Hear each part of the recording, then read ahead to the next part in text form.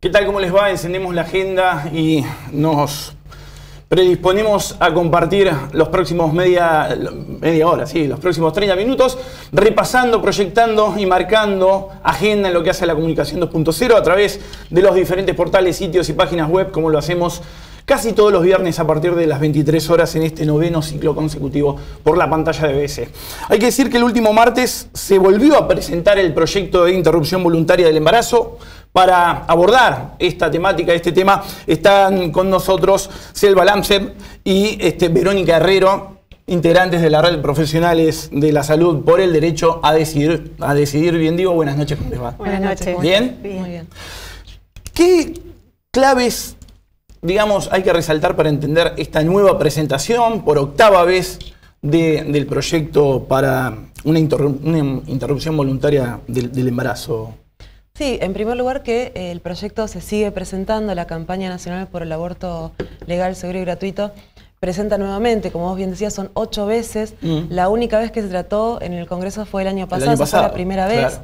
Pero remarcar que esta es una lucha que viene de hace muchísimo tiempo, de muchísimas organizaciones sociales, políticas, de mujeres, que vienen poniendo en agenda la importancia de que el aborto sea legal, considerando que las mujeres debemos tener el derecho a decidir si querer ser madres o no, y en nuestro país en particular, en el cual el aborto clandestino lleva a la muerte. O sea, en el 2016 hubo 43 muertas por aborto clandestino, lo cual hace que, digamos, sea una deuda de la democracia realmente. Selva, se empieza a hablar en este caso de identidades con capacidad de gestar que hasta ahora no figuraba, sí, ¿no? Sí. En las iniciativas anteriores. Exacto.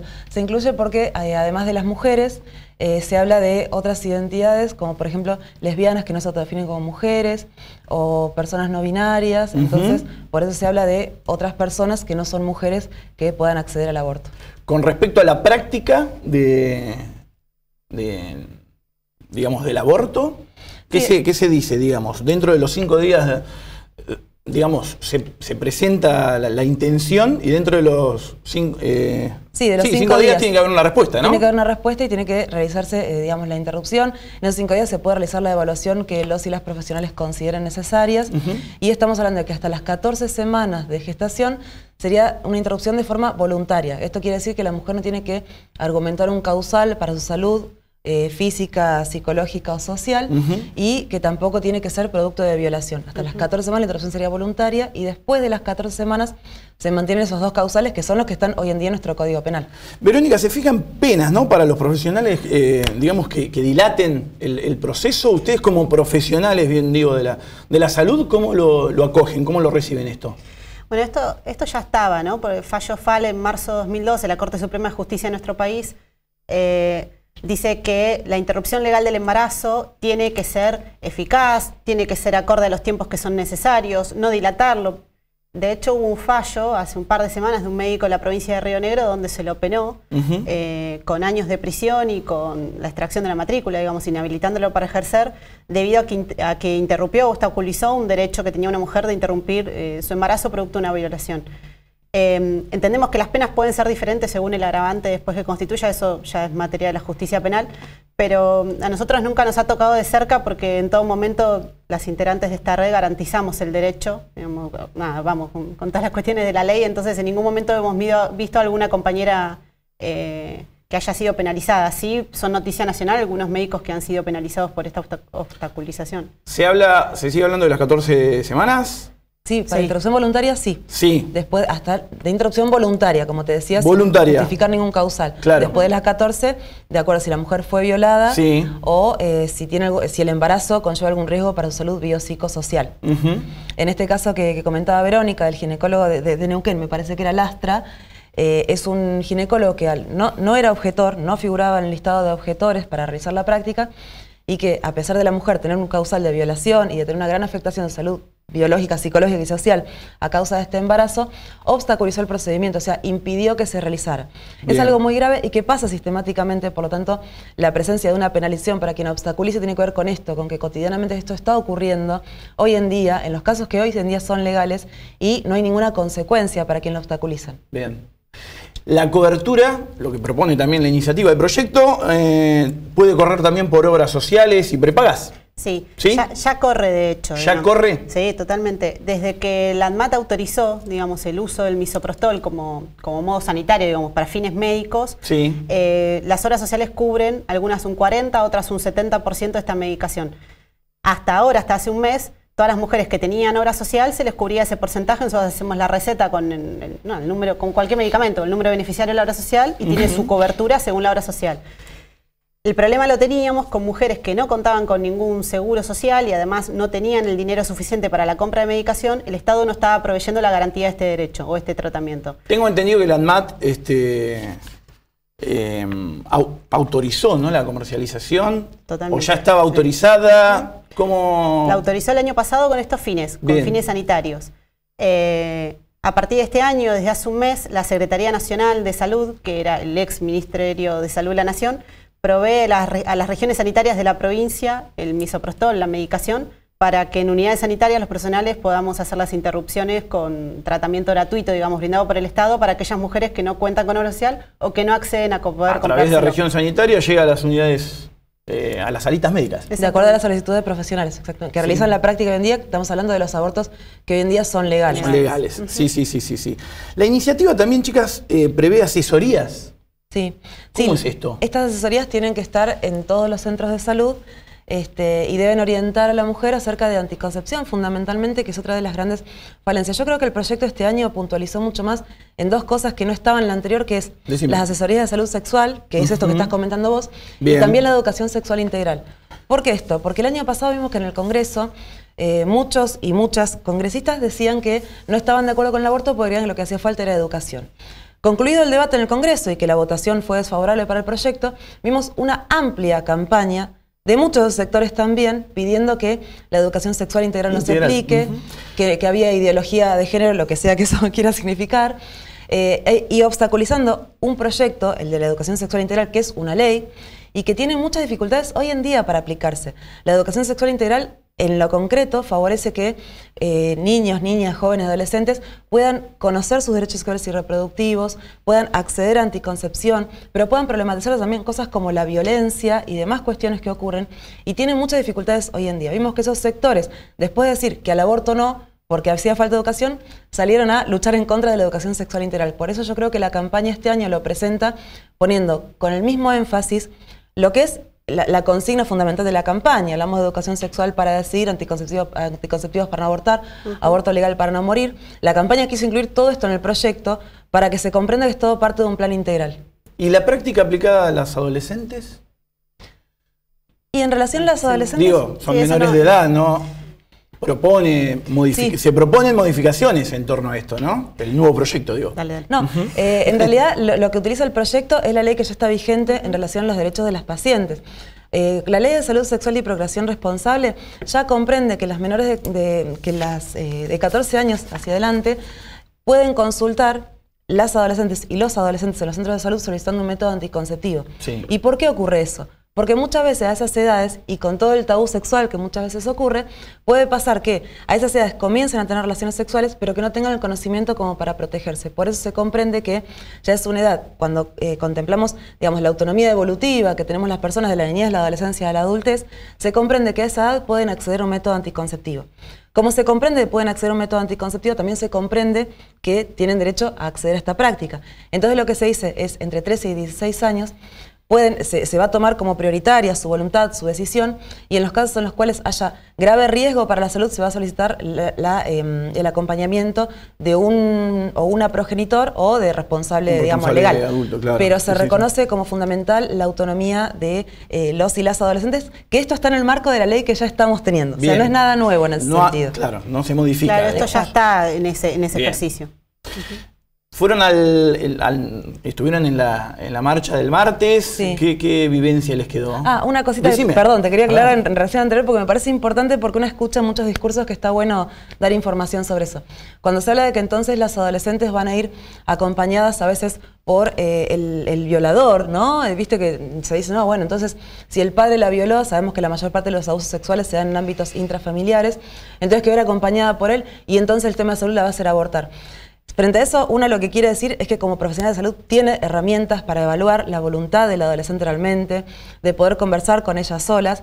Y a las personas que les preocupa esta situación de obligar a las mujeres a abortar, a nosotros también nos preocupa mucho. Por eso creemos que terminar con el aborto clandestino va a ser el fin de esas situaciones. Hoy en día está pasando en muchísimos centros en nuestra ciudad, que muchas y muchos conocemos, está ocurriendo que se lleva a adolescentes a abortar, ¿sí? Sí. En contra de su voluntad a veces, porque es algo que está por fuera del sistema. Por lo tanto, bien, que ingrese al sistema permite que esto pueda ser captado y rescatar la voluntad de esa paciente. Les decía, la marcha del martes, ¿qué vivencia les quedó? ¿Qué conclusiones sacan?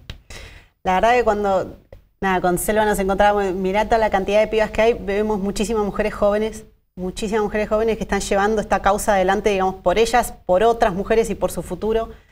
Cuando se junta tanta cantidad de mujeres en lucha de un derecho, la verdad que nuestro sentimiento es hermoso.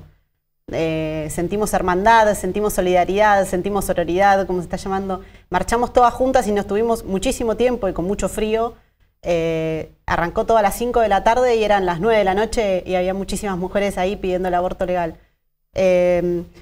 Lo que se siente es que por una de las pocas veces en Argentina hay un movimiento social y popular primero antes que la ley. Bien. ¿No? Muchísimas veces está la reforma de una ley o la reforma legislativa de algo y después eso había que acatarlo. Hoy la verdad es que el sistema está preparado, las profesionales estamos preparadas y muchísimas mujeres de la sociedad están preparadas para legalizar el aborto y hacerse cargo de ese derecho y exigirlo. ¿El movimiento propone el cambio? Sí, hoy sí. ¿Sí? Sí. Sí. Y digo, ¿no? Una mujer muerta por aborto clandestino en 2018, ¿tienen esa estadística ustedes del año pasado? Acá en Bahía Blanca. Sí, en Bahía. Sí. Sí, igual no es una estadística... No es una estadística oficial, es un hecho que nosotras conocemos, pero básicamente eso lo decís por un comunicado que nosotras sacamos en ese momento. No es una estadística oficial y no sabemos tampoco si fue la única el año pasado en Bahía Blanca, pero sí sabemos que es un caso absolutamente evitable. Si el aborto fuera legal, esa mujer estaría viva y con su familia y con todas sus personas allegadas. Y realmente la ilegalidad fue lo que generó la muerte de esta mujer. Chicas, ¿qué actividades realizan ustedes como red de profesionales? La Cátedra Libre de Aborto Legal en la UNS, por ejemplo, es un... Sí, no es una actividad exclusiva nuestra, es una actividad que llevamos adelante con otras organizaciones. Sí. Yo soy docente de la universidad, soy una de las personas que está acompañando este proceso, pero las y los estudiantes son los que más motorizaron de hecho, ellos lo presentaron en el Consejo Superior y en el Consejo Departamental para que tenga forma.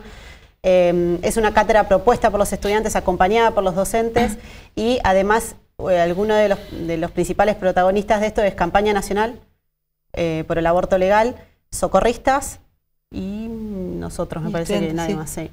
Y la red de profesionales. La hicimos el año pasado con muchísimo éxito, había más de 400 inscriptos, que algo que nos limitó, digamos, la inscripción fue el lugar, porque lo más amplio que la universidad en ese momento tenía para ofrecernos era el aula magna de Alem, y no nos dejaban meter más de 400. Este año la vamos a relanzar, la idea es hacerla una por año, tal vez un poco más acotada, siempre mejorándola. La idea es que las personas que lo hagan, puede ser cualquiera, tanto estudiantes de la universidad como no estudiantes, personas grandes, chicas, mujeres, la verdad que es abierta, es pública, conozcan sobre los derechos que tenemos las mujeres, o sea, hoy, ¿qué derechos están vigentes para que nosotras podamos abortar? Digamos, aquellos que reúnen causal. Bueno, si el proyecto se legaliza, va a haber otros derechos que se están ampliando. ¿Cuáles son los derechos sexuales y reproductivos con los que contamos hoy? ¿Cómo se hacen los tratamientos? ¿Con qué tratamientos contamos? Antropología, sociología sobre el aborto, también la historia sobre esto, porque el movimiento no nació el año pasado, hace 1000 años que existe el movimiento feminista que está pidiendo por el aborto legal, incluso en otros países ya se legalizó porque los movimientos exigieron este derecho antes. La cátedra es bastante amplia, abarca todo eso. El año pasado duró 6 módulos, terminando con una profesional que fue una de las primeras ginecólogas en Argentina que realizó un aborto legal, de hecho el que fue inspirado el fallo FAL. Así que es algo muy interesante en que la universidad está muy abierta y está muy protagonista también de llevarlo adelante. La última porque nos quedamos sin tiempo. Es un año complicado, ¿sí? En el Congreso, es un año electoral. Con respecto al tratamiento del proyecto, ¿qué expectativas tienen? Sí, la expectativa... Está complicado. La primera es que se trate, a ver, más allá de que sea un año electoral, creo que justamente porque es un año electoral. Digo, esto que vos marcabas al principio, el 8º año que se presenta, lo que marca es la porfía de un movimiento que no está dispuesto a entregar su derecho. Uno lo que espera es que se trate y que se apruebe. Lo que esperamos todos los movimientos de mujeres es que se trate y que se apruebe, pero también que en un año electoral que las personas que están candidateando para los diferentes cargos, que tengan que dar su posición. Que uno pueda saber claramente, bueno, esta persona se está postulando para tal cargo, ¿qué opinión va a tener? Y después hacer un seguimiento de eso. Porque nos parece importante, no nos parece un derecho como para dejar de lado. Está mucho este discurso, bueno, no, este año no, porque hay otras cosas más importantes. Nosotros lo que decimos es que esto es tan importante como cualquier otro derecho. Va a seguir en agenda, entonces. Sí, completamente. Sí, lo van a seguir metiendo en agenda. Muchísimas gracias por haber venido. Gracias. De esta manera cerramos el primer diálogo. Pausa en Agenda de Noticias y después más programa.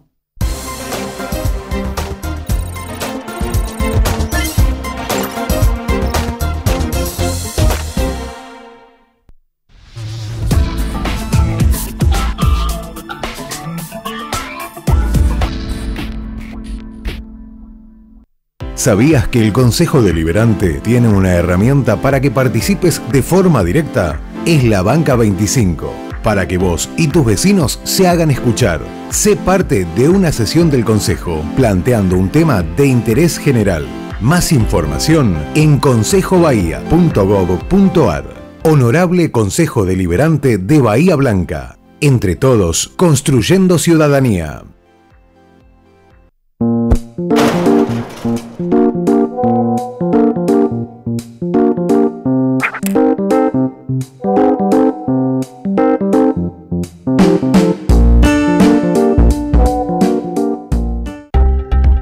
Queremos estar más cerca tuyo. Agreganos a tu WhatsApp, mandanos la palabra info y disfruta Bahía.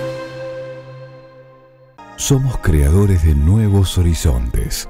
La puerta al mundo para los grandes emprendimientos de nuestro país. Consorcio de Gestión del Puerto de Bahía Blanca. Futuro en expansión.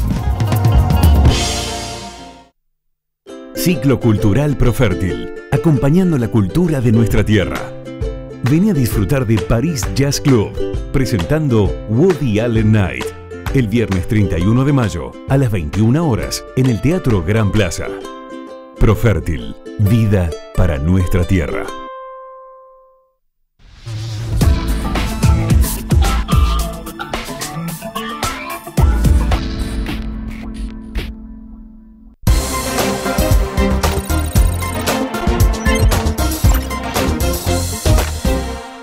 Segundo bloque, segmento final de este nuevo capítulo de Agenda de Noticias por la pantalla BBC. Es un placer compartir los próximos minutos con el doctor Gustavo Mena. Buenas noches. Gracias por haber venido, Gustavo. Muchas gracias por la invitación. Quería hablar con vos un poco del escenario político actual. Yo lo veo complejo, mezclado, un poco no tan claro, ¿sí? A nivel nacional, provincial. Creo que a nivel local se ha disipado un poco la bruma, ¿no? que había en estas últimas horas, en estos últimos días. Algunos interrogantes siguen, ¿sí?, sobre la mesa, pero quería ver tu parecer, ¿no? Intercambiar algunas palabras. Bueno, sí, es difícil en breves instantes hacer un... Sí. Pero espero poder darte mi opinión sencillamente. Creo que dentro de este contexto de crisis, en un país que hace muchísimos años que está mal, que desde que yo recuerde, desde que era joven, vivimos de crisis en crisis, ¿no? Y no hemos podido superar como sociedad.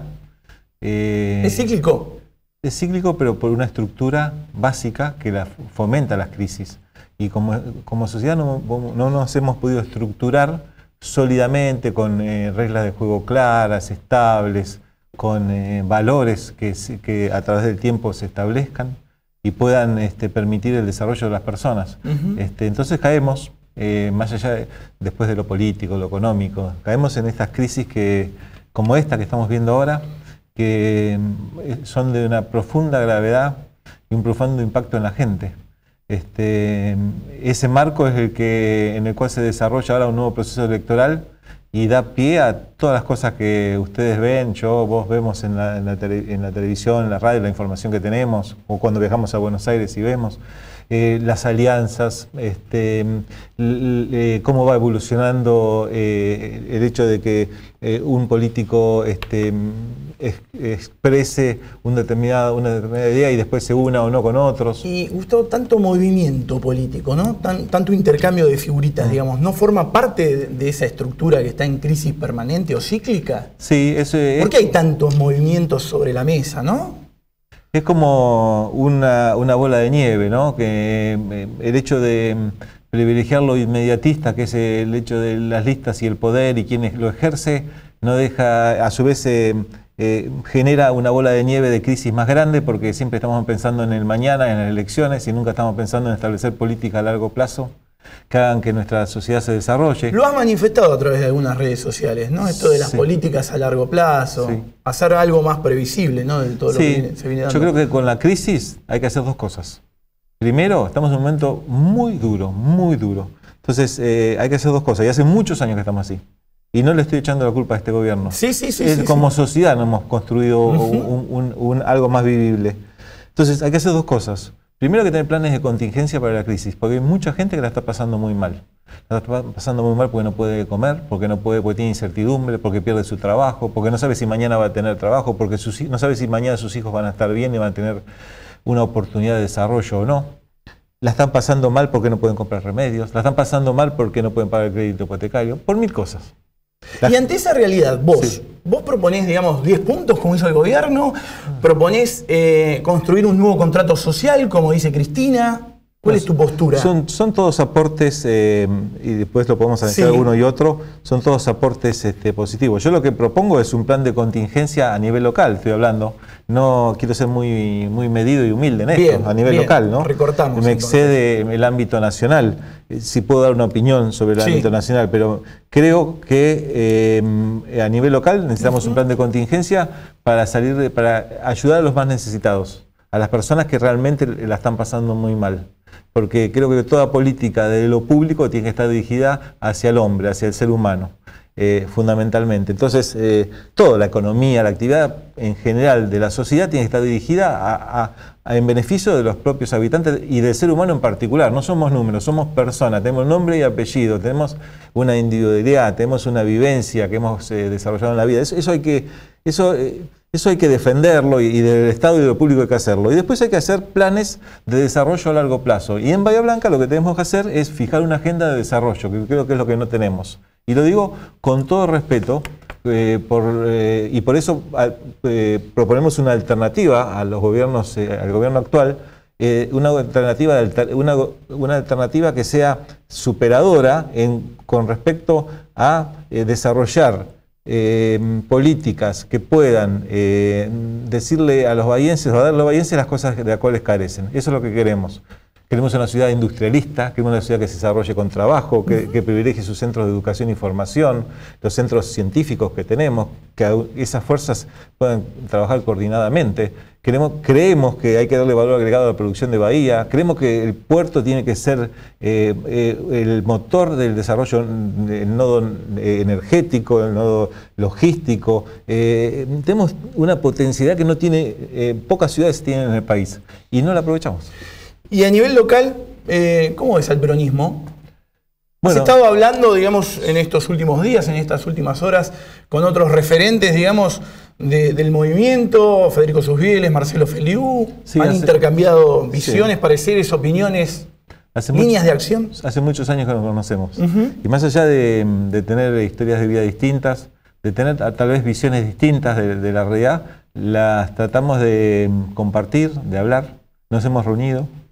Tenemos un encuentro próximo en los próximos días. Creo que es necesario que el justicialismo pueda ofrecer una alternativa de gobierno con esta agenda que yo te digo. El justicialismo, o sea, más allá de Unidad Ciudadana, del PJ, del masismo, ¿alternativa federal?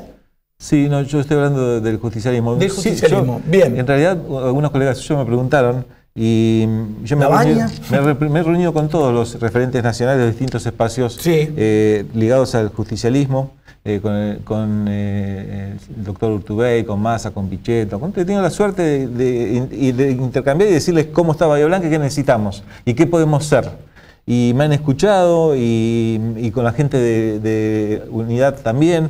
Digo porque se habla de la unidad, ¿no? Del peronismo. Bueno. La unidad creo que tiene que ser en base al respeto por el disenso de opiniones, por la construcción democrática en pluralidad. La unidad tiene que ser provechosa y tiene que marcar en democracia un paso adelante en un proyecto que sea viable y en función de la sociedad, no una unidad en favor de los dirigentes. Eso es lo que yo veo. Bien.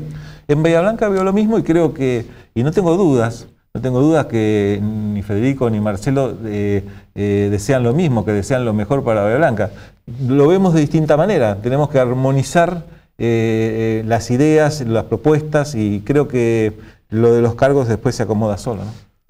Armonizar las propuestas y las ideas. Sí. O sea, ¿no va a haber una gran interna? Puede ser que sí, si no lo armonizamos, cada uno irá con su idea. Yo le propondré a la gente qué es lo que nosotros... No, pero puede haber un consenso. Puede haber un consenso. ¿Sí? En eso estamos. Y un reparto de candidaturas, ¿no? Sí, eso viene después, pero no hay mucho para repartir. Digo, de cara a la trastienda electoral lo importante, que se aproxima, ¿no? No hay mucho tiempo más. No hay ni tiempo, ni hay... hasta el 22, digamos, por lo menos para cerrar los frentes, Gustavo.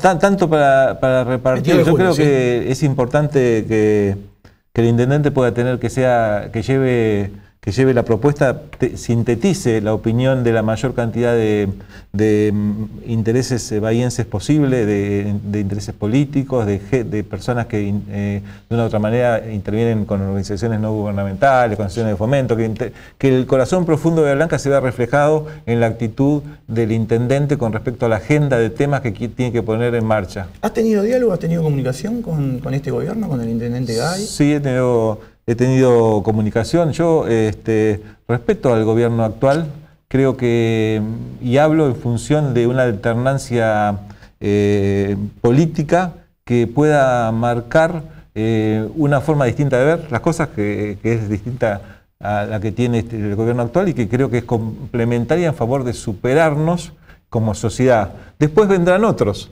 que seguramente lo harán mejor. O quedará, si Héctor se presenta, tal vez sea él el intendente y tendrá el apoyo de todas las fuerzas democráticas y habrá escuchado las ideas de la oposición, y que a su vez tendrían que estar más representadas. Eso lo quiero decir firmemente en el Consejo Deliberante. Yo creo que el gobierno actual tiene que aceptar la opinión de las otras fuerzas políticas del Consejo Deliberante, tiene que privilegiar el Consejo, tiene que contenerlo, tiene que apoyar que esa caja de resonancia de los problemas bahienses que es el Consejo Deliberante, y darle la importancia que tiene en el hecho de la construcción de políticas públicas. Bien. Creo que este gobierno debe hacer, el gobierno actual debería hacer eso con más intensidad.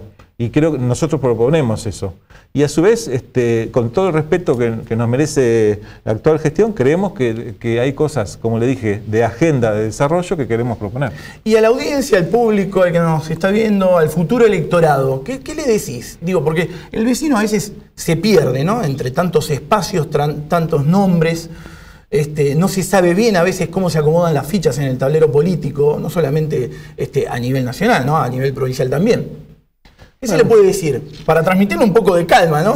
Sí, no, yo lo que le quiero decir es que hay gente que estamos trabajando para tratar de las situaciones más urgentes que existen, darle una atención. Y por otro lado, estamos tratando de articular políticas de la municipalidad para que la gente en Bahía Blanca viva mejor. Hablaste de sociedad inclusiva también. Sociedad inclusiva, por supuesto, pero en realidad la política tiene que ser la herramienta de mejoramiento de las sociedades, ¿no? Más allá de quién es el intendente, quién es el concejal, quién es el legislador, creo que sí tiene la oportunidad y la responsabilidad quien es electo en un cargo público de ejercer para la gente, pero después es una circunstancia. Nosotros tenemos la obligación de tener la humildad de mirar más adelante y de pensar de que tenemos que por lo menos dar un pequeño grano de arena para superar. Destacaste en Twitter esta firme apuesta de YPF a la construcción de una planta terrestre de GNL en Bahía, ¿no? Sí. Mirando a futuro. Sí, bueno, eso está bien, una cosa del desarrollo. Sí.